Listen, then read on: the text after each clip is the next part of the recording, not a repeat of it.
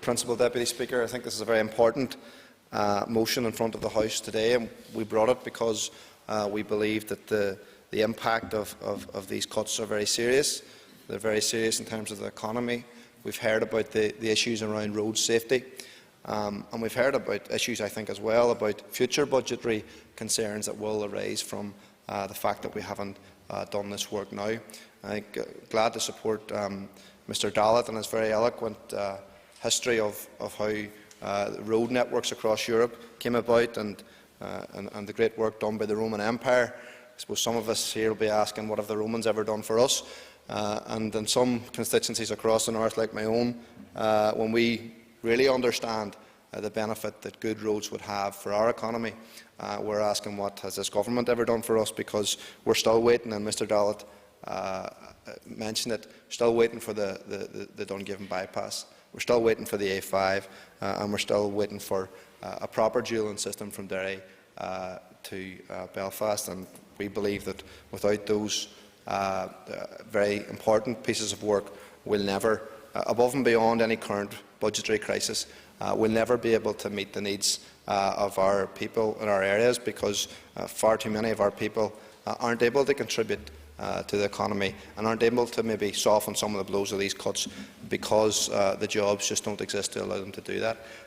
In terms of this particular decision, I think it is in a way understandable, but it's also short-sighted, because what happens today isn't done today is going to have to be done at some point in the future. And I think what we're looking at is a false economy. We're looking at contractors being put out of business. We're looking at people being put out of work. We're looking at potential road safety issues as well. But I do agree, before he stands up, with Mr Beggs, in that the problem isn't just about welfare reform, although we'll talk about that if you want. It's about the budgetary process that we have here, which doesn't make very much sense. We proposed at the last time the budgetary process was debated at the beginning of this mandate, that we would have a system that would look year on year at the budgetary process and interrogate the budget on a rolling basis. For me, that would be a much more transparent way of looking at how we allocate our people's resources.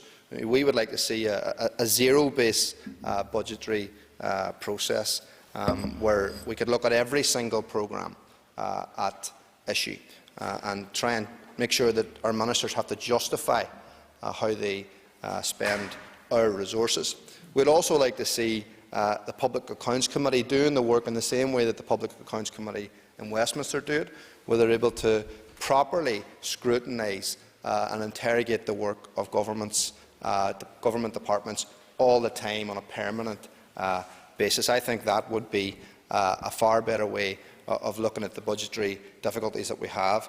You know, at the end of the day, it doesn't make very much sense for one minister to be told you have to take this amount off, another minister to be told that. We need to look at these things in the round, and if a crisis does arise, then we can look at it in the best way possible. We can find efficiencies rather than, and I think what has been happening, and I'm not accusing this particular minister of it, what has been happening has issues because of the political debate around welfare reform, issues like the expansion of McGee has been floated as, well, that's not going to happen, even though that was never proposed within the programme for government.